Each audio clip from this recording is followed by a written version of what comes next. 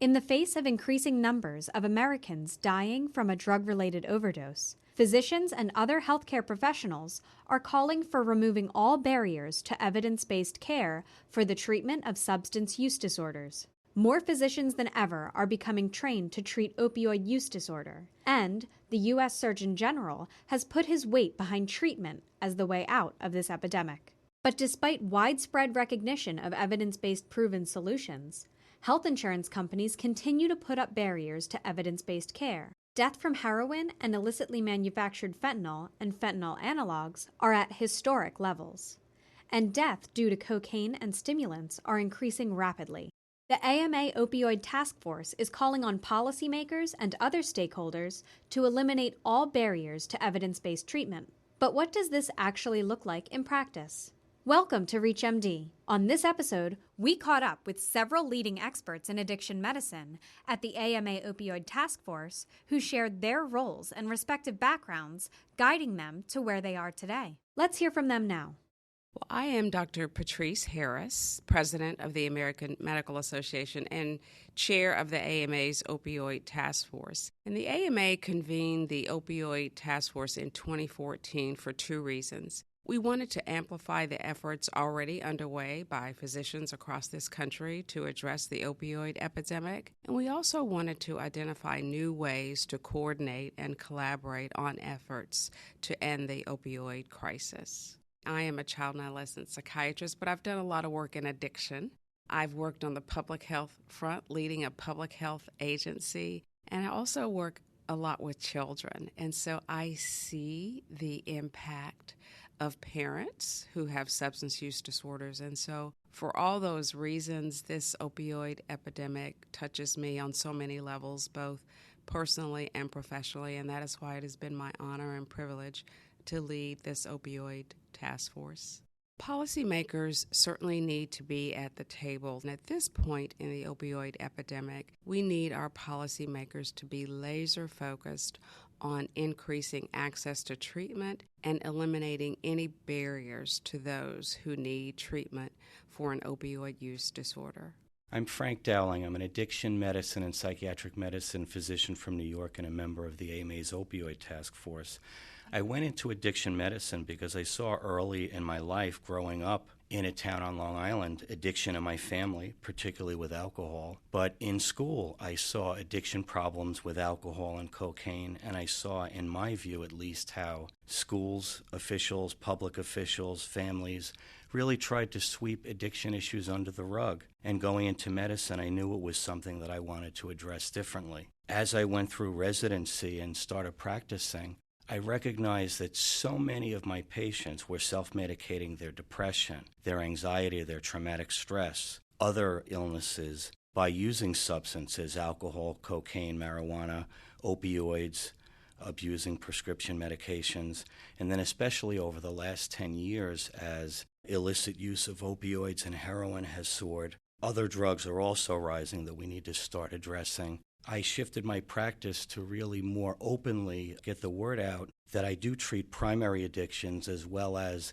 addictions when they're part and parcel of other mental health conditions. I am Elizabeth Salisbury-Afshar, and I went into family medicine because I had a broad recognition pretty early on that most of health actually happens outside of the hospital and outside of the clinic, and was really drawn to community-based medicine. I also recognize that health is impacted by the relationships to our environment and our families, and of all the specialties I was exposed to, I really saw that family medicine embraced that, and I was just really drawn to sort of the broader view of health. For similar reasons, I actually did a second residency in preventive medicine or public health, and I did that out in Baltimore. And when I was in Baltimore, I had the opportunity to work in a variety of community-based settings in federally qualified health centers, and quickly recognized that heroin in particular and opioid use disorders had really had detrimental impact on the community that I was serving. I was also working with public health departments in the city and the state and seeing similar trends in data and epidemiology, and became really drawn to the field of addiction medicine. My name is Dr. Sharon Levy, and after training in medical school, I knew that I was going to be a pediatrician. I just love working with young people, and from the very start, that was really the only choice for me. I was trained as a developmental behavioral pediatrician, and about 20 years ago, the opportunity became available to open a substance use disorders treatment program for children, adolescents, and young adults in an academic medical center. And this was really, at the time, very unique. It was the only program like it in the entire country and really gave us a chance to professionalize the care of substance use in young people. And we've been doing that for 20 years. Well, I'm Dr. John Renner. I'm an addiction psychiatrist. I've been at the VA for almost 40 years now. Work in outpatient substance abuse, and primarily for the last 10, 20 years, I've been working with people with opiate use problems. And what you learn very quickly is that your patients are all complicated. It is very unusual for us to see someone who's just has problems with alcohol or just has problems with opioids. Most of our patients have histories of multiple drug problems. Even though their now primary problem may be opioids, they usually also have significant other psychiatric problems. We asked each of these members of the Opioid Task Force about their perspectives on individualized care for substance use disorders. Here's what they shared with us, starting with Dr. Dowling, addiction medicine and psychiatric medicine physician from New York. We're always treating a person and not just an illness or a syndrome, and we always have to tailor the treatment to that individual person. In addiction medicine, where we only have some medications to treat some addictions, mostly opioid and alcohol, we have to recognize that there are other addictions and that even the best medications for opioid or alcohol may not always work well. So we always have to come back to what's best for the patient in front of me. What's the best way to help this person when that door closes and we have this conversation about the best way to help them to recover and to live their life better. Dr. Salisbury-Afshar also offered her perspective on this topic from her viewpoint as a family medicine physician. Let's hear what she had to say now.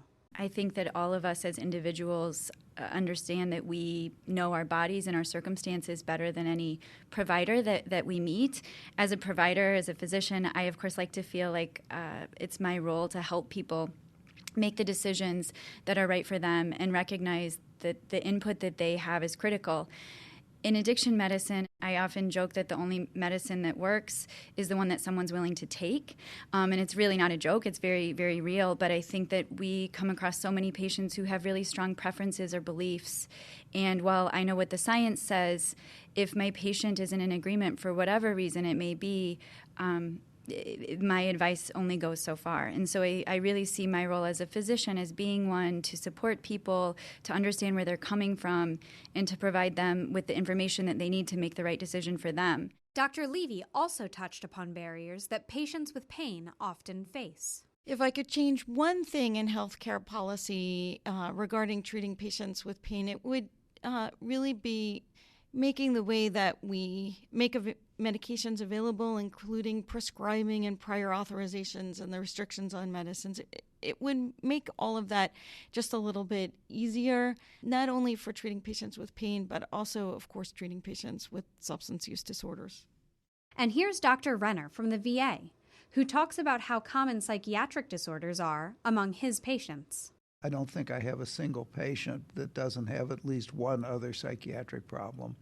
Being at the VA, a lot of these young men have PTSD because of combat experience, but we see the whole range of other psychiatric problems.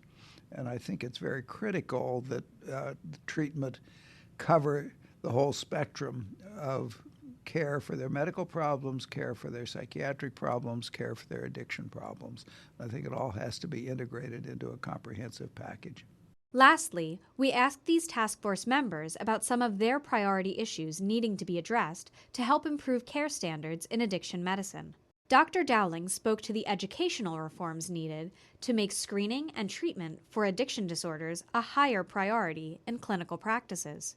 If I could change one thing in healthcare policy to assist patients with substance use disorders, it would be that we finally recognize and really accept in medicine and in our country as a whole that substance use disorders are treatable medical conditions, not weaknesses, not character flaws, and not the result of evil or sin or however people too often look at it. Now, having said that, this is going to require wholesale change at many levels. We need to educate in schools, grammar schools, middle schools, high schools. We need to educate in community groups, churches, parishes, synagogues, kids' sports, adults' group activities. We need to really change education in medical school. We're here, and we're here to supply support, education, and backup, and we can take referrals for the more complicated cases, but we really need to start treating addictions in primary care offices just like the way they treat high blood pressure, diabetes, thyroid abnormalities, and don't always just refer to the specialist. Dr. Salisbury-Afshar focused on addressing the heavy tolls of stigmatization against people with substance use disorders. For me, when I think about the impact that various policies have on people with substance use disorders, really the sort of theme that comes to mind is that we as a society have decided that much of our approach to working with people who use drugs involves criminalization. And as a medical person and as medical societies, we have all agreed that addiction is a medical condition, a chronic medical condition that has evidence-based treatments. So for me, it's sort of a broader recognition that a lot of the policies that we have in place are not treating addiction as a chronic condition, and that the penalties that respond may actually be increasing the trauma that people experience. And so when I see the impact that incarceration has on my patients, what I see is that people are being removed from their homes or whatever that home environment may look like for them. They're being removed from their communities. Whatever their sense of purpose is, whether it be caring for a loved one or working at a job, they're also removed from that environment, and then the sense of connection to others around them. So they lose all of that during periods of incarceration, and then when people are released, and particularly in the case that people leave with a criminal charge, we've now actually made it harder for people to go back out there and get a job, for people to get housing. People have to reintegrate with their family and social networks. So I'm really hopeful that as we look at our broader policy arena as it relates to substance use disorders and people who use drugs, that we use a framework that's not one focused on criminalization, but rather focused on evidence-based intervention and health.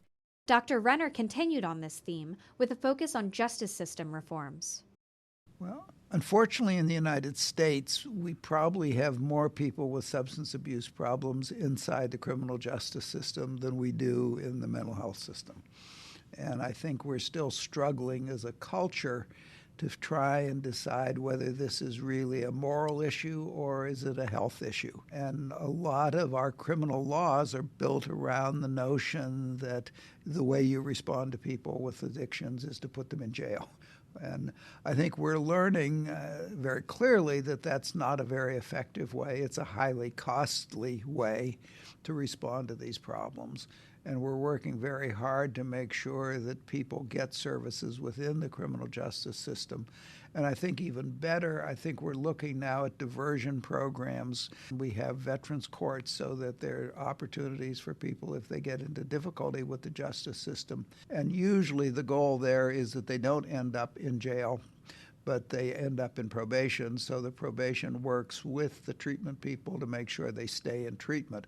And if you can pair up that external support from the justice system with the treatment, that keeps people in treatment longer and they ultimately do better.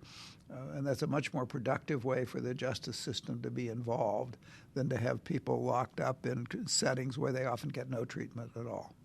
Closing out the discussion, President of the American Medical Association and Chair of the AMA's Opioid Task Force, Dr. Harris, shares one final important message. There are no one-size-fits-all approaches that will work. Every patient is unique.